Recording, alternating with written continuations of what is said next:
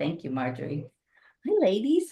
So as Marjorie said in the opening, in case you missed it, I am going to talk about desire and probably from a different angle than you might have heard it or are experiencing it today, right?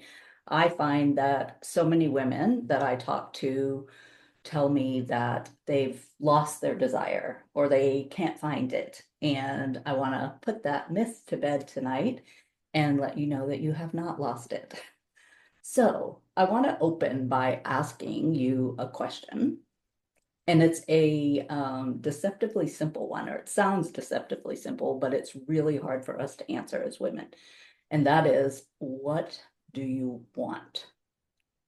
And I mean really want, not the performance based wanting or any type of conditioned wanting, should want, any of that. Like, what do you really want? I want you to think about that as I go through this topic tonight. So, what I have found, as I said, like most women tell me they don't know what they want. And especially among highly capable or highly intelligent women, I see that, or I get that answer all the time. And I don't think it's true. I think you do know what you want. We know exactly what pulls us. We know what haunts us. We know what creates tension.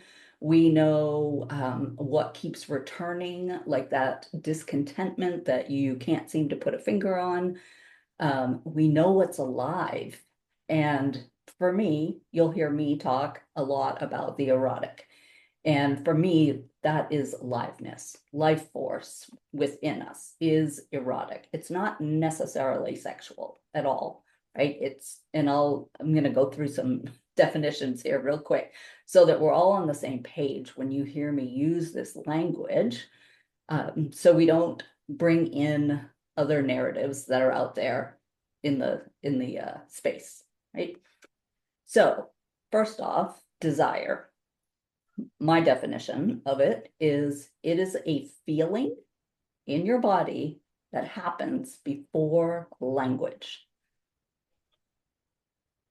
Want, on the other hand, right? We like to combine those two together when we're speaking, and they're not the same, right? Want is the conscious acknowledgement of what you actually want. So what happens in our body is we'll get a hit of desire, but then when the want comes in, something is going to happen. And that's what we're going to talk about here in a minute.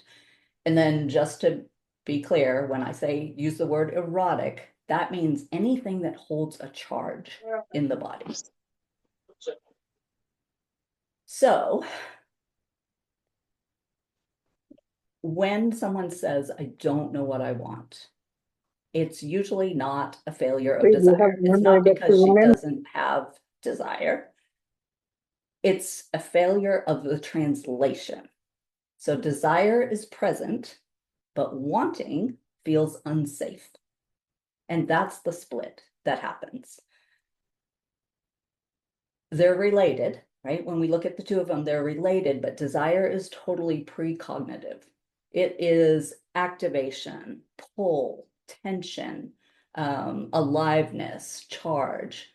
And as I said before, it appears before language. The body knows something is happening. Wanting becomes the conscious acknowledgement of it. It's orientation, it's admission, ownership, forward movement. And wanting requires identification, which means that there could be consequences, right? Good or bad, that we're not willing to be responsible for. There could be visibility, again, responsibility, grief. There could be a loss that you're going to experience by acknowledging this want. And there has to be a willingness to risk. And usually that is in some type of relationship because speaking your truth feels very dangerous to you and also to the other person that you're engaged with, right? So it could be a partner, a child, a friendship. All of that feels like it is at risk when we express our actual wants.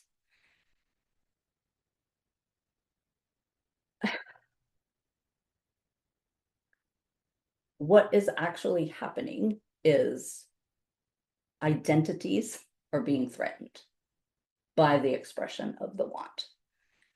Because it's usually, well, it's always something that we don't already have.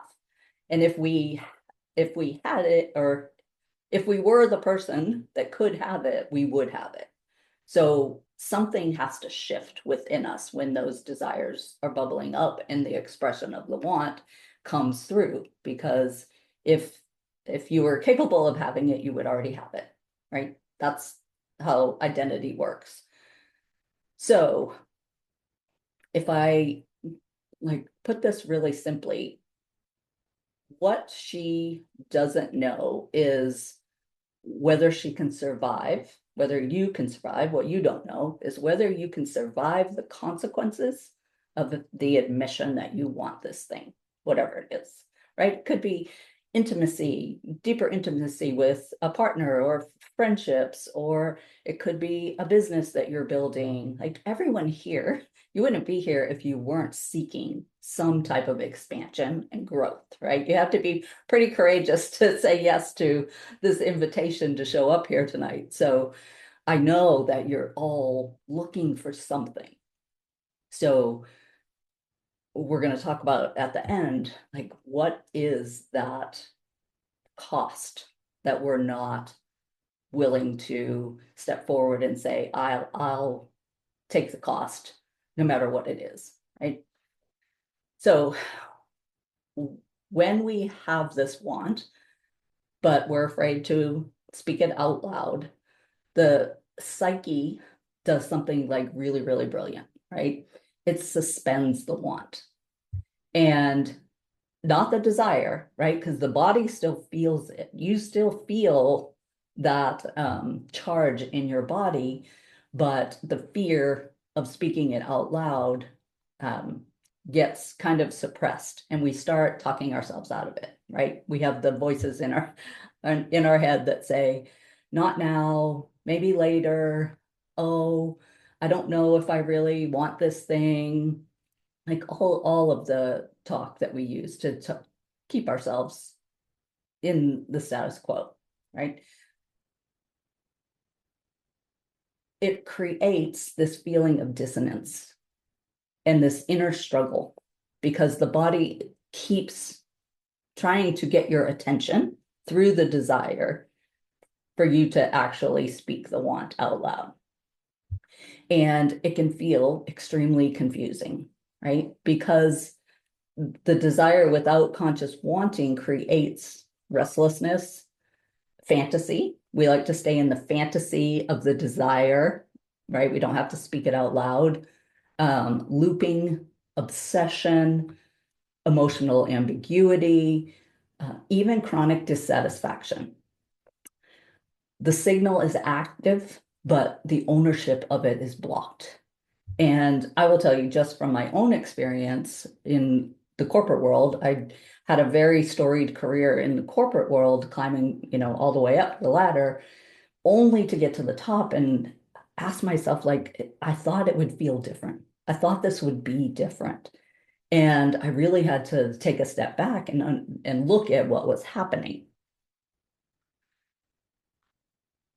Yes, they do drive us crazy, right? There's this tension that's created between them. And most times what you will see is a woman is going to collapse into um, that separation, right? Of not speaking it out loud. It just feels too dangerous. And I help women like hold that tension between the thing that you want and the obstacle, whatever that might be. It could be a shadow, it could be an actual um, circumstance or whatever it is. We have to be able to hold that tension between those in order for something to blossom. But the moment that we choose one or the other, right? Usually, if we choose the desire, we just stay in fantasy world and we're like, one day, what if it would be nice, but we never actually ask for it or try to claim it. And then otherwise, we choose the obstacle, which means we collapse back into our current identity and then we never go after the thing. Tension, women love to resolve tension, and tension is never meant to be resolved. It is meant to be held and expanded. And the more that you can increase your capacity to hold both truths at once, the more likely you are to have like really big identity shifts. And you're going to like have a much more peaceful life. That inner struggle goes away. Um, I love that little diversion. Thanks. um, so the deeper mechanism here is about wanting something that is dangerous, right? Because it collapses plausible deniability, right? Once we say it out loud, we can no longer deny that we actually want the thing. It exposes the dissatisfaction, kind of like my story that I told you about. It threatens attachment structures. So roles, titles, um, any kind of structure that we become so enmeshed with that we were afraid to let go of it. Identities, right? The survival identity, which I think we're going to hear Tiana talk about here in a few minutes, that becomes threatened significantly and yeah, destabilizes the identity, right? So once you say, I want this, you can no longer like fully return to the version of yourself that pretended she didn't. And it takes courage, right? It takes courage, ladies. Because once the wanting becomes conscious, something else enters the room, right? Risk, like I talked about. Risk to belonging, to identity, to status, to safety, to certainty, to any of the human drivers. All of that introduces risk is introduced to that. And the nervous system is going to do anything it can to protect those structures, even if they're making us miserable, right? So I think there is a saying actually that says something has to be twice as enticing as it is painful before we will choose it over the pain. So like as humans, we'd rather stay in the discomfort because it's not doing the thing hasn't become big enough reason for us to actually change our behavior. So a lot of times I hear that this is a clarity problem. Oh, I'm just not sure. I don't know. I need to know more, all of that. And that becomes a trap because this has nothing to do with lacking clarity. Um, this is also why we spend so much money on courses and coaches and uh, systems that we probably don't use and don't need because we're not lacking clarity. So it's not going to give us what we think it should, right? And like some of the other things that I hear all the time when someone is saying that they don't know what they want is that they need more time, that they're still figuring it out, that they're not sure, or this is always my favorite. I would just want to be logical, or I don't want to be rash, right? But underneath, desire has already spoken. It's already moving in your body. So the claiming it is the part that we need to really work on, right? So, final takeaway here is that women have not lost desire. They've lost the ability to consciously want what desire is showing them. And in other words, the identity that built your life can't take you where your soul is trying to go. And I think that's it. So, my takeaway question is, what are you currently wanting, but not choosing because you're not willing to pay the cost, or the cost feels too big for you?